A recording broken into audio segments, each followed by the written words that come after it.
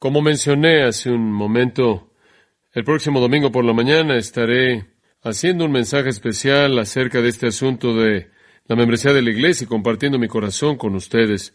El domingo después de ese regresaremos al primer capítulo de Segunda de Corintios y el texto ahí que sigue, comenzando en el capítulo 1, versículo 15.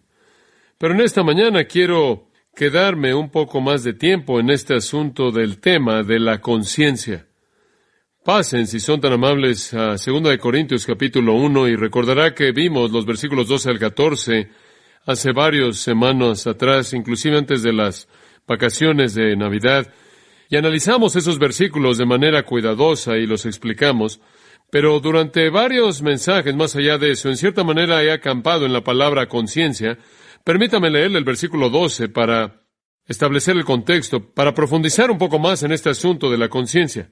Pablo escribe, porque nuestra gloria es esta, el testimonio de nuestra conciencia, que con sencillez y sinceridad de corazón, no con sabiduría humana, sino con la gracia de Dios, nos hemos conducido en el mundo y mucho más con vosotros.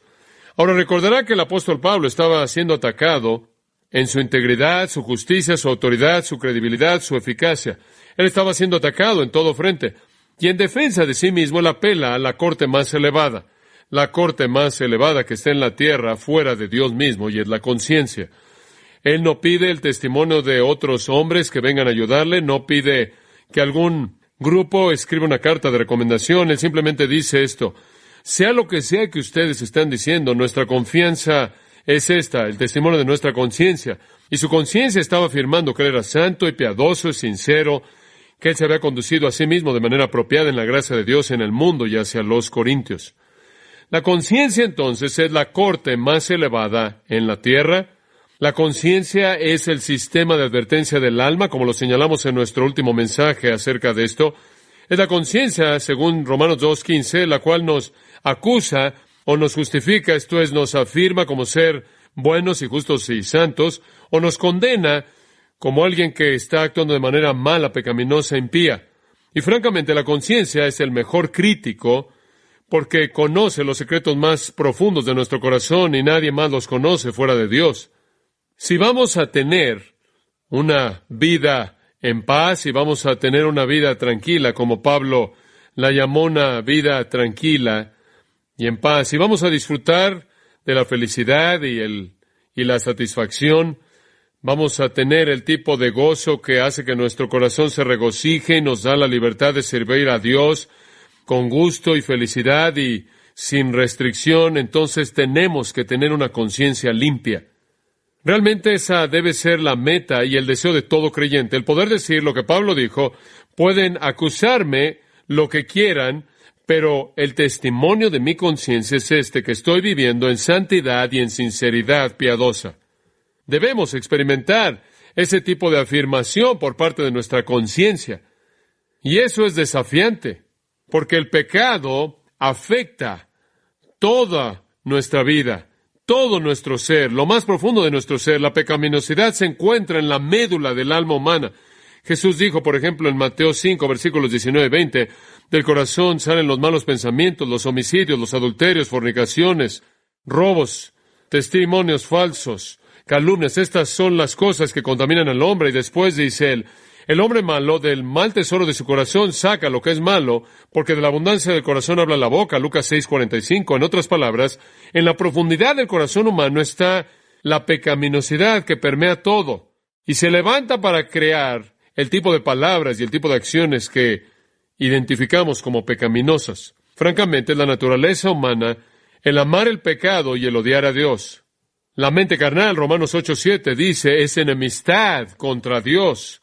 Nacemos amando el pecado, amándonos a nosotros mismos, odiando la justicia y odiando a Dios.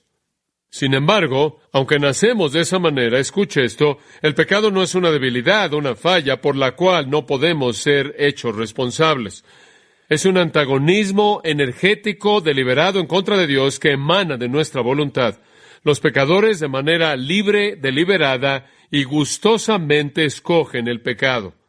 En otras palabras, el pecado que hay en nosotros se manifiesta a sí mismo en una rebelión deliberada, intencional en contra de Dios. La Biblia dice que los pecadores razonarán en sus corazones de esta manera. Salmo 12:4 dice, con nuestra lengua prevaleceremos, nuestros labios son nuestros. ¿Quién es Señor sobre nosotros? Como si dijeran, Dios no tiene derecho alguno sobre mi vida, yo voy a decir lo que quiero y haré lo que yo quiero. Isaías 57:4 caracteriza a los pecadores como niños rebeldes, quienes abren sus bocas y le sacan la lengua a Dios. El pecado anhela derrocar a Dios, quitarlo de su trono, usurpar su autoridad y colocarse a sí mismo en el lugar de Dios. Todo el pecado, por lo tanto, se encuentra en su núcleo un acto de orgullo. El orgullo dice, muévete, Dios, yo estoy a cargo, voy a hacer lo que yo quiero. Por lo tanto, todo el pecado en su médula es blasfemia. Todo el pecado en su núcleo es blasfemia porque ataca a Dios. Y cuando llegamos a este mundo, amamos el pecado, y entonces amamos nuestra rebelión, y amamos nuestro orgullo, y amamos nuestra blasfemia. Nos deleitamos en ella, y buscamos toda oportunidad que podemos para manifestarlo. Pero tenemos un problema, tenemos una conciencia. Y la conciencia nos dice que somos culpables. Nos amartilla. Es como un sonido imparable que está sonando en nuestros oídos espirituales. Y entonces, ¿qué hacemos? Tratamos de callar la conciencia al camuflajear nuestro pecado o redefinir nuestro pecado o evadir nuestra responsabilidad. Y usted podría resumir cómo hacemos esto, quizás en 3 maneras.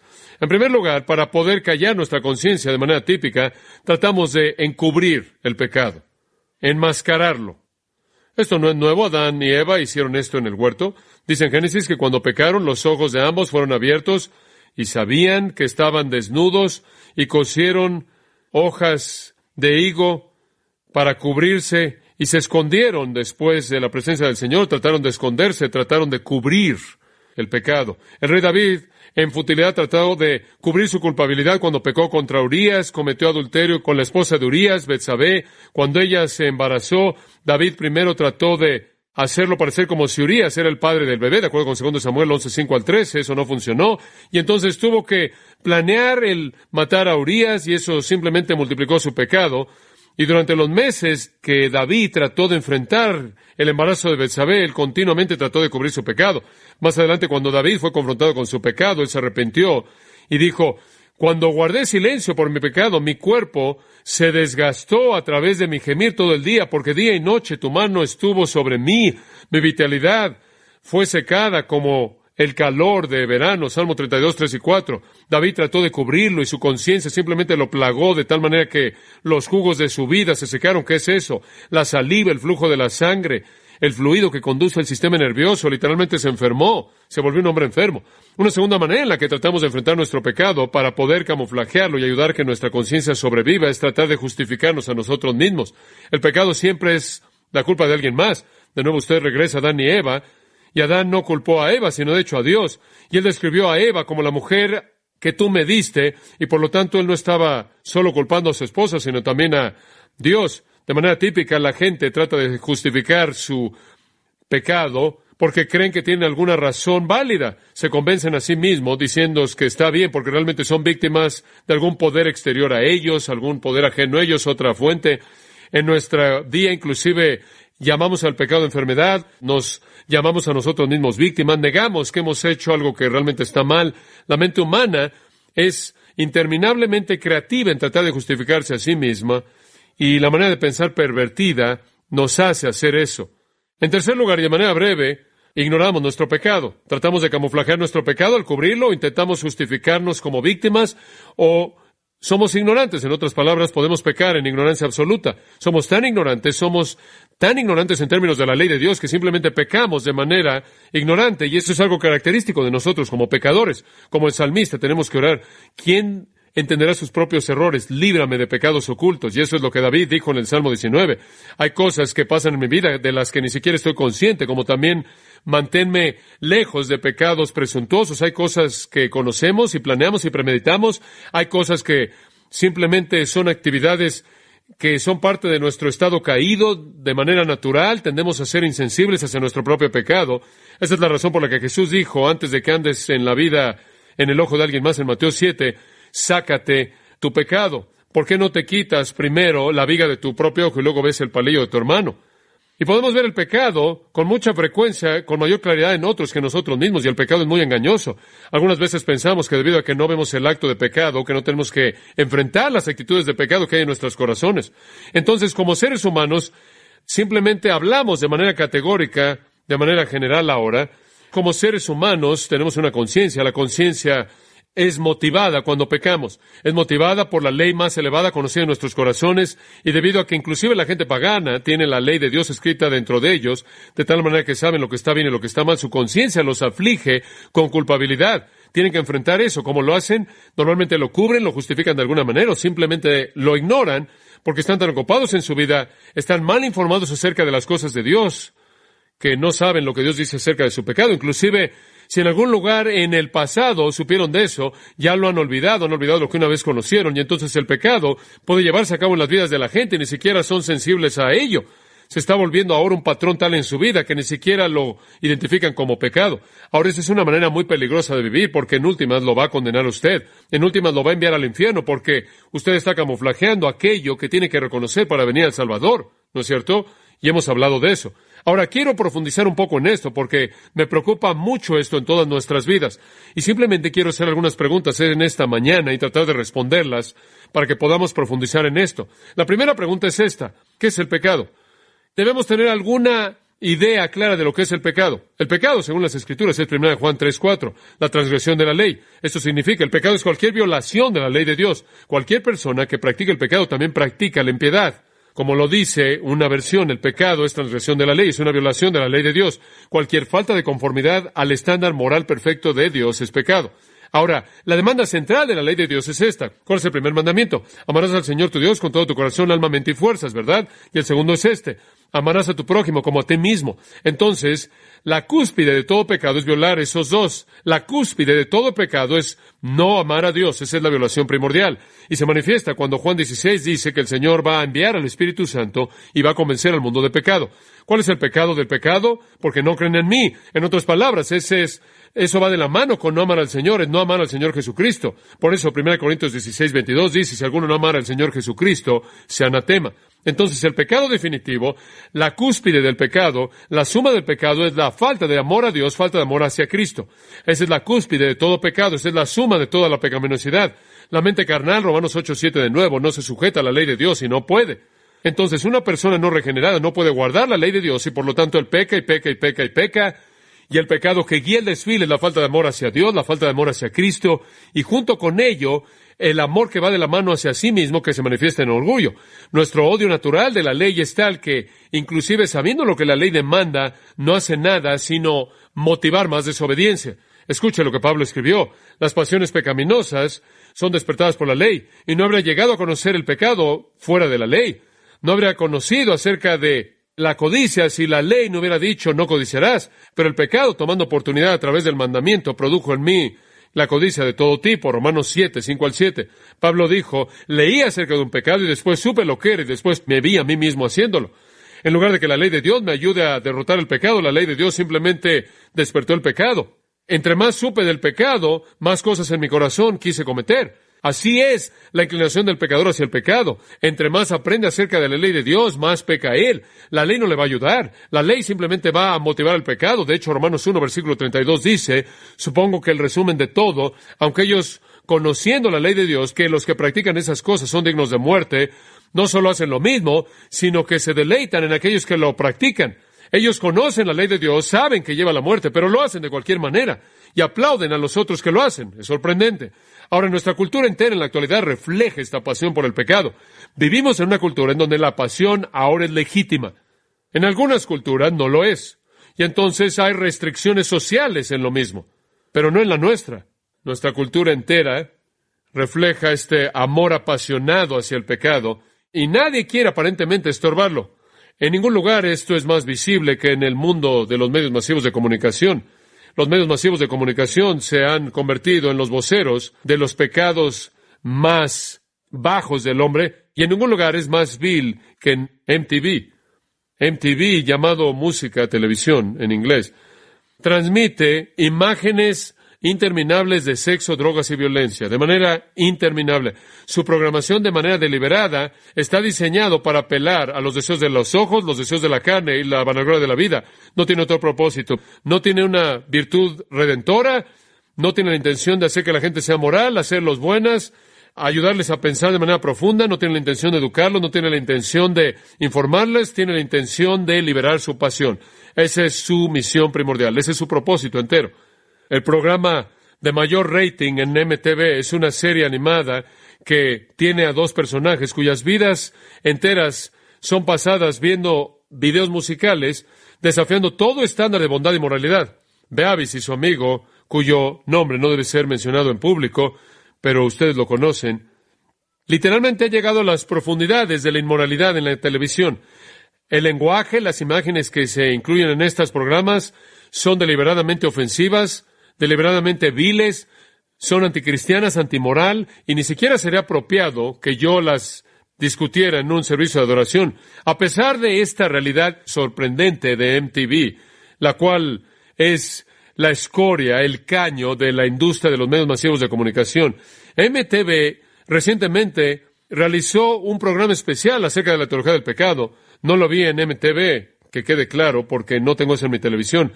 Lo vi en PBS, en donde lo repitieron en el sistema de transmisión pública. Francamente me sorprendió ver que MTV llegara a reconocer el concepto del pecado, mucho menos hacer una serie especial acerca de esto ahí en MTV. Entonces me pareció curioso el ver de qué iba a ser. Vi un video del programa y fui realmente lo que esperaba, una racionalización humanista en su totalidad que presentaba el pecado como algo que no era malo, simplemente lo redefinió. Hubieron cierto tipo de conductas que dijeron que no se podían evitar. Algunas cosas eran imprudentes, no se aconsejaba que se hicieran, y a veces era no amable hacer ciertas cosas, pero no había nada inherentemente impío en nada, y no había nada que ofendiera a Dios, porque realmente no había Dios. Ahora, la serie estaba diseñada en torno a los 7 pecados mortales, y si alguno de ustedes tiene un trasfondo del catolicismo, probablemente han oído de los 7 pecados veniales o mortales. No se enlistan así en la Biblia, pero en la época medieval, algunos teólogos medievales elaboraron una lista de lo que pensaban que eran los pecados, los 7 pecados veniales. Es una lista algo familiar. Aquí están el orgullo, la avaricia, la lujuria, el enojo, la envidia, la glotonería y la pereza. No una lista bíblica, pero un grupo clásico probablemente elaborado por algunos teólogos medievales. El propósito no era identificar todo el pecado, sino identificar las actitudes de raíz de todo el pecado. Notará que esos son 7 pecados, llamados los 7 pecados mortales, no acciones, son actitudes. Orgullo, avaricia, lujuria, enojo, envidia, glotonería y pereza. Esos dan lugar a ciertas palabras, ciertas acciones. Pero esos, pensaron los teólogos, en cierta manera en las cosas que yacían detrás de toda la conducta humana pecaminosa. Ahora, en MTV, los 7 pecados veniales fueron retratados como todo menos mortal. De hecho, lo que hicieron fue encontrar ahí partes de personajes de caricaturas, extractos de películas bien conocidas, y entrevistas con celebridades, y algunos rockers, y algunas personas que están involucradas en rap, y entrevistas con personas en el centro comercial, y todo fue editado para proveer un comentario de estos pecados. Y estas son las respuestas típicas. Queen Latifah, una cantante de rap, dijo, el orgullo es un pecado, no estaba consciente de eso. La actriz Christy Alley estuvo de acuerdo y dijo, y cito, no creo que el orgullo es un pecado, creo que es algo que un idiota inventó. Fin de la cita. Un rockero del grupo de Aerosmith dijo, y cito, la lujuria es para lo que vivo. Para eso me metí en la banda. Para las niñas que están ahí en la primera fila. El rapero Ice-T dijo, hablando del enojo, y cito, es necesario. Tienes que liberar esta tensión porque la vida trae tensión. Liberamos nuestro enojo cuando grabamos discos. Cuando hicimos Mata al Policía, estábamos enojados y los policías se enojaron. Un personaje, Michael Douglas, en una película llamada Wall Street, dijo, la avaricia es buena. Y claro, junto con todo esto, hubo una inversión total de la definición del pecado, la apelación inevitable a la psicología popular para definir estos puntos de vista, y la defensa fue siempre a lo largo de la idea de preservar la autoestima. La psicología dice que no podemos estar etiquetando a la gente como pecadores, va a echar a perder su autoestima. Ice-T dijo, y cito, el orgullo es un mandato. Ese es uno de los problemas de los niños en las ciudades, en las calles. Los niños no tienen suficiente orgullo. Me metía en una pandilla debido al orgullo. Ahora, ¿qué tan torcido es eso?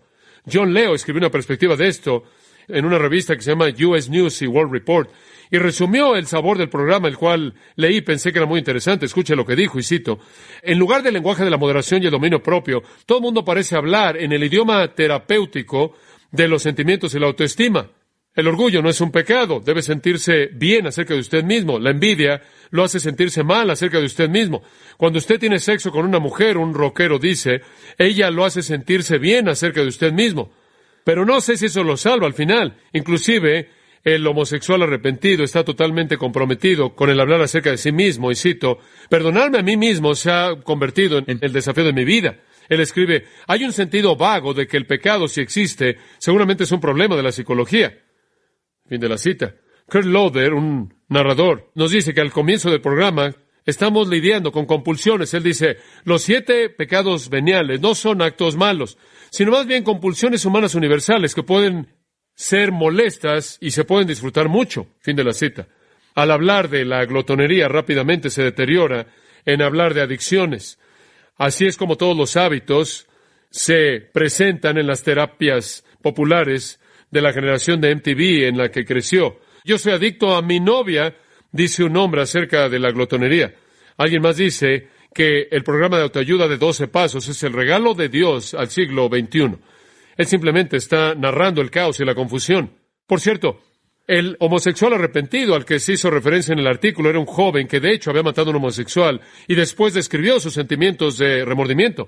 Él se preguntó si en algún momento podía ser perdonado, entonces fue con un capellán, supongo en su cárcel, y el capellán le dijo que el perdón es posible, pero la única manera en la que él va a conocer perdón es si llega a sentirlo algún día, y entonces él vive cada día para sentirse perdonado. Es triste. El pecado, de acuerdo con MTV, no está basado en estándares morales absolutos. En lugar de esto, es una cuestión de la preferencia de cada persona. En otras palabras, lo que es pecado para mí no puede ser pecado para usted. El programa de MTV termina con una apelación a la tolerancia universal, y escuche esto. El verdadero peligro del pecado, de acuerdo con MTV, es cualquier cosa que daña su ego. Eso es pecado. Y ningún pecado, escuche esta, es tan malo como la actitud que mata el gozo de aquellos que creen que el pecado es un estándar absoluto que ofende a un Dios santo. Pensar eso es el peor pecado. Así de perversa es la cultura. Así de perversa se ha vuelto la cultura. La producción entera, la defensa entera del pecado me recuerda que vivimos en una cultura que ha sido entregada por Dios a sus propios deseos pecaminosos. La gente ama su pecado y van a ir a extremos para justificarlo y racionalizarlo. Y mientras hagan eso, se condenan a sí mismos, ¿no es cierto? Porque si usted no define la enfermedad apropiadamente, usted nunca va a llegar a la cura apropiada. Usted no puede llegar a la salvación a menos de que entienda el pecado. Obviamente, entonces, este tipo de manera de pensar es mortal y condenador para aquellos que son engañados por él. Pero también es verdad, y aquí es donde quiero avanzar, no nos queda mucho tiempo, este tipo de manera de pensar, y esto es lo que me preocupa, este tipo de manera de pensar ha invadido la manera de pensar de los cristianos, y así ha sido. Los cristianos han seguido esta redefinición de la cultura, de la conducta humana.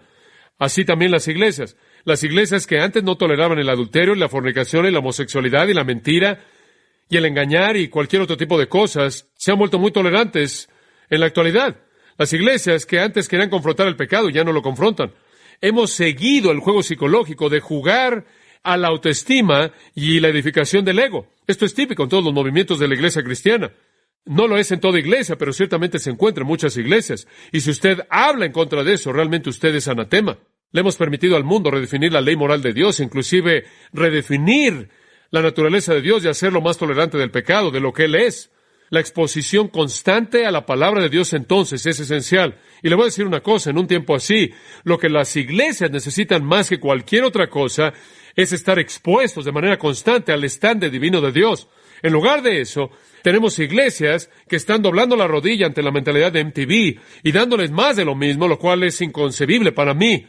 Debería haber un enojo tal de hostilidad en contra de esto, que literalmente iría en contra de esas iglesias que están diluyendo la verdad. Digo, deberíamos estar tan enojados por esto, que debería comenzar con una revolución espiritual. Digo, me parece sorprendente que en un tiempo en el que la cultura está siendo definida por MTV, las iglesias están tratando de adaptarse a la cultura. Es increíble. Por otro lado, lo que la gente necesita de manera desesperada, exposición constante a la palabra de Dios, lo cual es lo único, escuche esto, lo único que lo va a mantener usted sensible a la moralidad divina semana tras semana tras semana, conforme usted es atacado por lo demás. Cuando necesitamos eso de manera desesperada, el mantener nuestra sensibilidad al estándar de Dios y a la verdadera santidad y a la verdadera pureza, las iglesias están haciendo eso a un lado a favor de entretener a su congregación. Y es un tiempo sorprendente en el que vivimos. Ahora quiero hacer una segunda pregunta.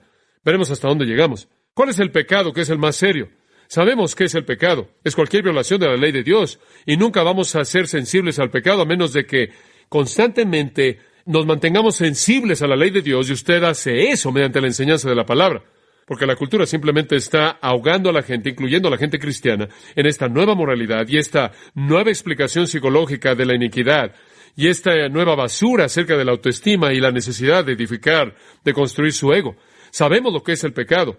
Simplemente conforme somos expuestos a la palabra de Dios, y creo que esto tiene que suceder todo el tiempo. Este no es un momento para sermones cortos que son interesantes. Este es un momento para sermones largos que son demandantes. Mantener una vida pura es muy, muy desafiante en esta época, y necesitamos oír la palabra de Dios. Pero profundicemos un poco más. ¿Cuál es el pecado más serio? ¿Cuál es el pecado más serio? Y le voy a decir cuál es la respuesta. Los teólogos medievales lo dijeron de manera correcta. Son los pecados de la mente. Son los pecados de la mente. Jesús lo dijo. Es a partir del corazón que la boca habla. Es lo que hay en el corazón del hombre que sale, que es tan contaminante. Y el verdadero desafío en nuestras vidas, amados, es mantener una mente pura, y esto es muy desafiante. Y yo creo que la única manera en la que va a suceder es ser traído continuamente, por así decirlo, a los pies de la palabra de Dios y ser proclamada de manera convincente. De hecho, los 7 pecados veniales de la teología medieval no eran conductas en absoluto, eran pecados de la mente, todos ellos. Y ningún pecado es más destructivo para la conciencia que el pecado que se lleva a cabo en la arena de la mente. Los pecados en la mente atacan la conciencia como ningún otro pecado, porque escúcheme, la conciencia es el único freno. Un amigo cristiano puede ser un freno a un pecado de la lengua, ¿no es cierto? Usted va a tener cuidado con lo que dice si está junto a otro cristiano, ¿no es cierto? Un amigo cristiano, un marido, una esposa, un niño, va a ser un freno para pecados de acción. Pero el único freno que usted tiene en su vida entera para los pecados de la mente es su ¿qué? Su conciencia. Y usted necesita alimentarse de la palabra de Dios constantemente, meterla a su mente, para que su conciencia realmente opere a máxima potencia. Su conciencia necesita ser tan sensible a los pecados de su mente para que usted pueda disfrutar lo que Pablo disfrutó cuando dije, nuestra confianza, el testimonio de una conciencia buena. Usted tiene que enfrentar los pecados de la mente. Solo usted y solo Dios saben de ello. 1 Corintios 2:11 dice, porque ¿quién entre los hombres conocen los pensamientos del hombre, excepto el espíritu del hombre que está en él? ¿Quién sabe? Nadie sabe, solo usted en su propio espíritu. Mucha gente que no hace obras malas, no obstante, son atrevidos y son malos en sus pensamientos. No actúan de manera mala porque hay presión externa y hay razones de peso por no hacerlo, pero están involucrados en la maldad en sus mentes. Un hombre quien, por ejemplo, se abstiene de la fornicación por temor de ser sorprendido, se podrá convencer a sí mismo de que está bien satisfacer en su propia mente fantasías pecaminosas, porque él cree que nunca nadie va a descubrir un pecado privado como ese. Pero la realidad es que el pecado que él entretiene de manera deliberada en su mente puede ser 1000 veces más malo que cualquier cosa que jamás llegaría a ser delante de otros. Y las Escrituras dicen que su culpabilidad es igual delante de Dios como si lo actuara. Esa es la razón por la que su conciencia es tan demandante, tan imparable. Como puede ver, el satisfacer pecados de pensamiento, meterse en ese tipo de cosas es molestar su conciencia de manera directa, atacarla de manera directa. Y eso es simplemente tener culpabilidad interminable y la ausencia de gozo. Aquellos cuyos pensamientos son impuros no pueden tener conciencias limpias, conciencias puras. La culpabilidad es inherente en el pensamiento malo. Cuando los pensamientos están contaminados, la conciencia inmediatamente es contaminada y la conciencia grita. A los puros, dijo Pablo a Tito en el capítulo 1, versículo 15, todas las cosas son puras, pero a los que son inmundos, nada es puro. Tanto su mente como su conciencia está contaminada. Cuando la mente está contaminada, la conciencia está contaminada. Nada daña a la conciencia más que el hábito de meterse en pensamientos malos. Desafortunadamente, una vez que se ha comenzado la práctica, se vuelve demasiado rápida. Y por cierto, este es el pecado que no necesita oportunidad alguna. ¿Ha notado eso? No se necesita a nadie, ni a nada, ni ningún lugar en particular. Los pecados de la mente pueden suceder en cualquier lugar, en cualquier momento, bajo cualquier circunstancia. Y esa es la razón por la que cuando usted comienza a cultivar pecados de la mente, usted se coloca en una situación totalmente aterradora porque no puede escapar. Hay algunos pecados de los que puede huir, no de los pecados de la mente. Entonces es destructivo más allá de cualquier cosa. Usted cree que está bien porque no está afuera y todo el mundo piensa que todo está bien. Y la realidad es que está peor por dentro porque no es detectado por otros y por lo tanto está cultivando iniquidad habitual al involucrar la mente y las emociones y el deseo y la memoria y la imaginación, pensamientos de pecado. Usted va a volver su alma hacia hábitos pecaminosos en ese tipo de flujo.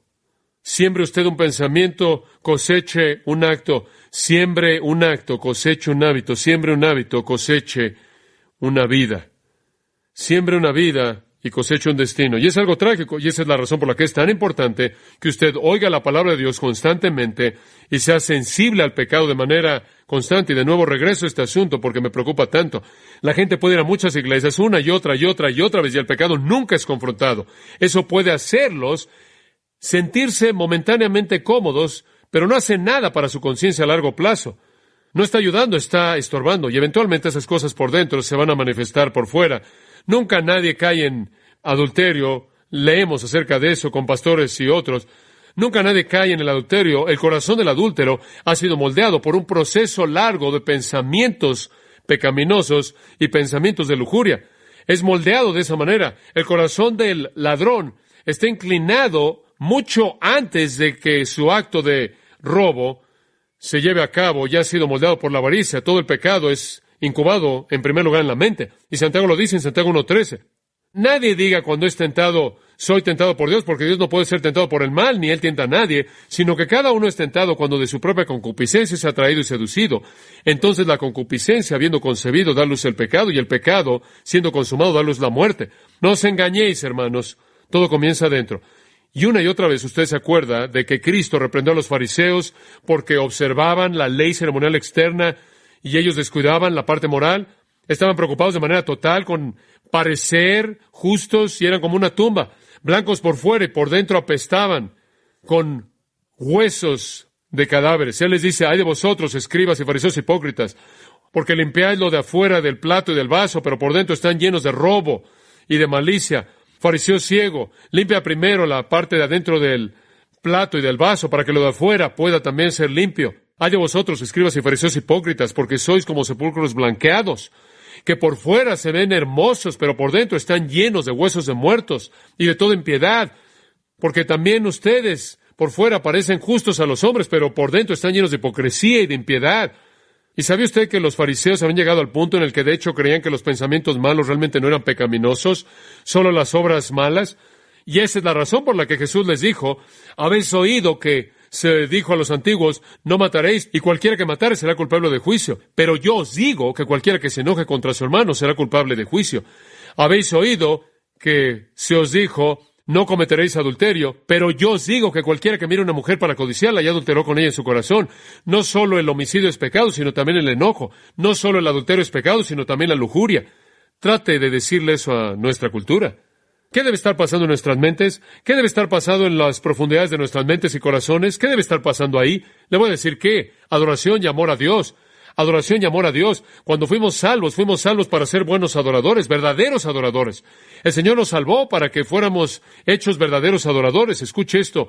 El pecar en la mente entonces es profanar el santuario mismo en donde nuestra mejor y más elevada adoración debe estarse llevando a cabo. Entonces, cultivar pecados de la mente no solo contamina la mente, sino que quita el lugar de la adoración para lo cual fuimos salvos. Y ahí de nuevo puede ser definido como una forma de blasfemia. Algunas veces es relativamente fácil el confesar y dejar actos de pecado, palabras de pecado, pero los pecados de lo que pensamos siguen y no se confiesan más que cualquier otro tipo. Son los pecados que oscurecen el alma, son los pecados que dañan la virtud, operan de manera directa en contra de la conciencia. Y ahí está la conciencia peleando con todo lo que tiene en contra de este ataque. Esa es la razón por la que el Antiguo Testamento dice en Proverbios 4:23, Sobre toda cosa guardada, guarda tu corazón, porque de él mana la vida. Pero ¿sabe una cosa? Más allá de la conciencia, tengo que decir que Dios conoce nuestros corazones. Hechos 15:8 dice, Dios conoce nuestros corazones. 1 Juan 3:20 dice, Dios es mayor que nuestro corazón y conoce todas las cosas. David escribió, tú entiendes mi pensamiento desde lejos y estás íntimamente familiarizado con todos mis caminos. Entonces Dios sabe si tenemos un corazón lleno de lujuria, de enojo, de avaricia, que es hostil, orgulloso, que está cultivando todos esos pecados de pensamiento, o si nuestro corazón está entregado a la adoración a Él. Salmo 44:21 dice, ¿acaso Dios no sabrá esto porque Él conoce los secretos del corazón? Jesús le dijo a los fariseos en Lucas 16:15, vosotros sois los que os justificáis ante los hombres, pero Dios conoce vuestros corazones, porque aquello que es de alta estima entre los hombres es aborrecible a los ojos de Dios. ¿Y sabe una cosa? Lo que pasa en su corazón es la prueba de su virtud. Proverbios 23:7, porque cuál es su pensamiento en su corazón, tal es él. Proverbios 6:12, un hombre impío, un hombre malo, es el que con perversidad en su corazón planea el mal continuamente. ¿Quiere saber lo que realmente es? Vea su corazón, vea hacia adentro. Porque como el agua, el rostro refleja al rostro, así el corazón del hombre refleja al hombre. Proverbios 27:19. La conducta externa no es una medida precisa de su virtud. Los pensamientos de su corazón revelan la verdad. Los pensamientos de su corazón solo son conocidos por Dios y su conciencia. Y amados, es tan crucial que cultivemos una vida pura para que podamos disfrutar del testimonio de una conciencia limpia. Y sabe una cosa, entre más tiempo pasa aprendiendo la palabra y entre más es expuesto usted a la palabra, más está lleno su corazón con su verdad, mayor será su amor y su adoración hacia Dios, y la limpieza de eso va a llevar a una conciencia limpia. Honestamente, no sé cómo los hombres pueden de manera posible alimentar su vida de pensamientos, de cosas sucias y obscenidades y cosas impías y cosas que desagradan a Dios, y ponerse de pie y ministrar, sin que sean literalmente atacados por su conciencia. Los consoladores de Job, ¿se acuerda de ellos? Llegaron a él y lo acusaron falsamente, y no había nada en su vida de lo que podían acusarlo, ¿verdad? Usted se acuerda de Job, él era más justo que cualquier otro hombre. ¿De qué lo iban a acusar? Le voy a decir de qué lo acusaron, de una vida de pensamiento sucia. Sofar llegó a él y dijo en Job 20, versículos 12 y 13, la maldad es dulce en su boca y lo esconde debajo de su lengua. Aunque lo desea, no lo va a soltar y lo tiene en su boca. En otras palabras, él realmente es impío por dentro. No lo ven, no lo oyen, pero es sucio por dentro.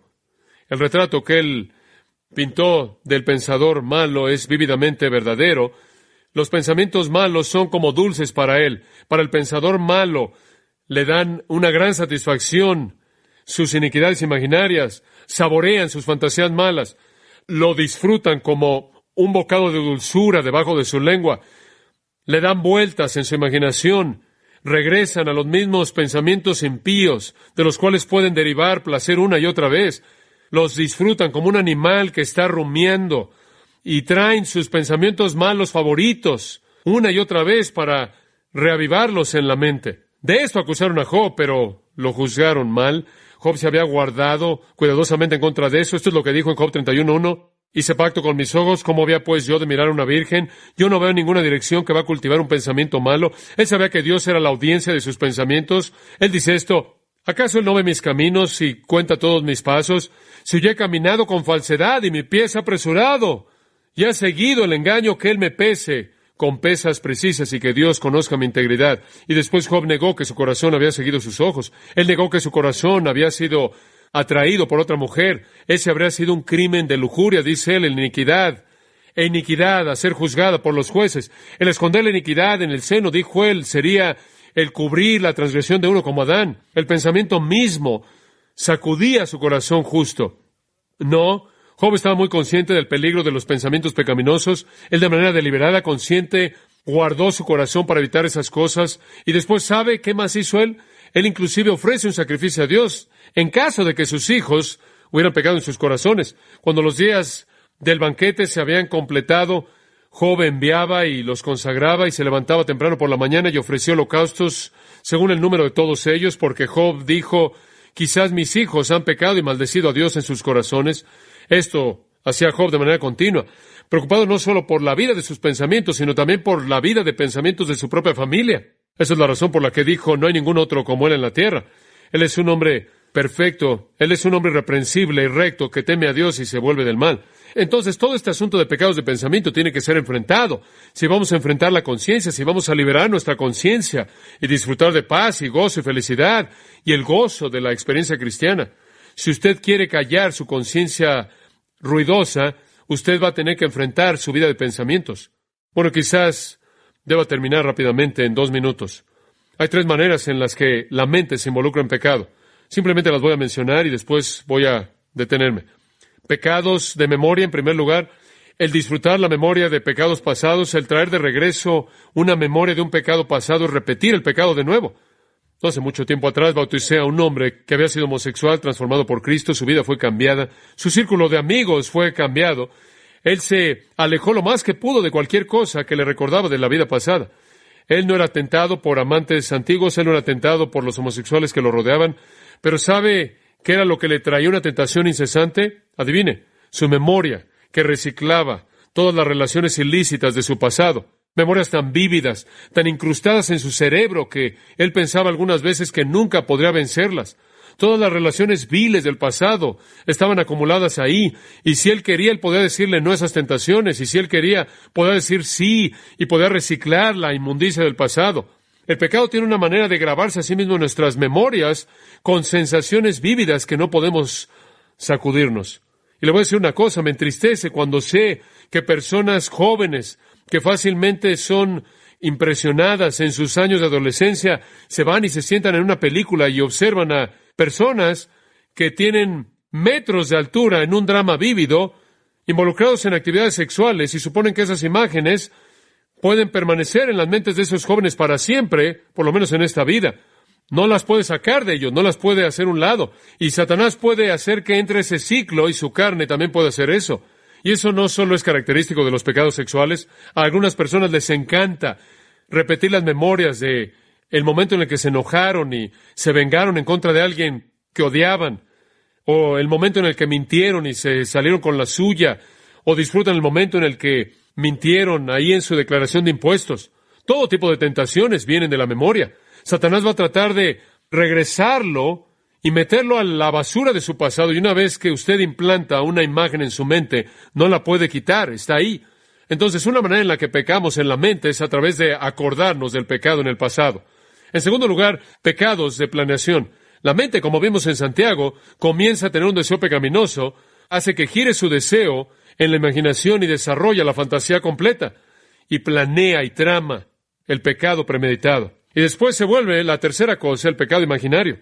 En la planeación, de hecho, podría terminar en una acción real de pecado, pero hay pecados de imaginación, de imaginar puramente el pecado. Cometer adulterio en el corazón, asesinar en el corazón, codiciar en el corazón, estar insatisfecho con lo que usted tiene en su vida, estar soñando con estar casado con alguien más, estar pensando en un lujo que querría usted en su vida, estar satisfaciendo la glotonería en una vida imaginaria. Literalmente millones de personas viven así, en este tipo de fantasía de pecado. ¿Y sabe lo que creo?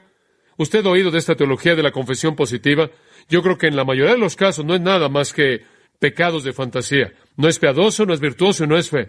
Decir, quiero un nuevo Rolls Royce, un nuevo Cadillac, una nueva casa, un mejor trabajo, más dinero, y voy a creer que Dios lo va a hacer, no es un acto justo de fe, es una iniquidad, es un pecado de fantasía, es lujuria, es avaricia. Y entonces la mente puede pecar al recordar, al planear pecados en el futuro y al desarrollar la imaginación. El salmista dijo, crea en mí que, oh Dios, un corazón limpio, para que él pudiera tener una conciencia limpia. Inclinémonos en oración. Ahora, mientras que sus cabezas están inclinadas en este momento de conclusión, permítame pedirle que escuche y concluiremos en oración. ¿Cómo va a enfrentar el problema de pecados de pensamiento? Primero, confiéselo, identifíquelo y déjelo. Sin moralidad o enojo, venganza o amargura o avaricia o falta de contentamiento. En segundo lugar, rehúse entretener el pensamiento. Haga un pacto con el Señor a pensar en cosas que son honorables, justas, puras, buenas. Después aliméntese de la palabra, la cual cuando es escondida en el corazón previene el pecado. Y después evite las atracciones malas. No se exponga a cosas que provocan pecados de pensamiento. Y después cultive el amor de Dios. Es mi oración y mi deseo por usted que usted glorifique a Dios, honre a su Salvador y disfrute de la bendición triunfal de una conciencia limpia, y que usted pueda decir con Pablo: nuestra gloria es esta, el testimonio de nuestra conciencia, que con sencillez y sinceridad de Dios, no con sabiduría humana, sino con la gracia de Dios nos hemos conducido en el mundo. ¡Qué testimonio! Padre, lleva a cabo eso en todo corazón, limpia todo corazón, y que tengamos una conciencia que nos defiende, el gozo y la paz de una conciencia que nos defiende. Gracias porque el perdón está disponible, y que no es solo un sentimiento, es un hecho dado al que pide, porque si confesamos, tú perdonas. Crea en nosotros un corazón limpio, Dios, por causa de Cristo. Amén.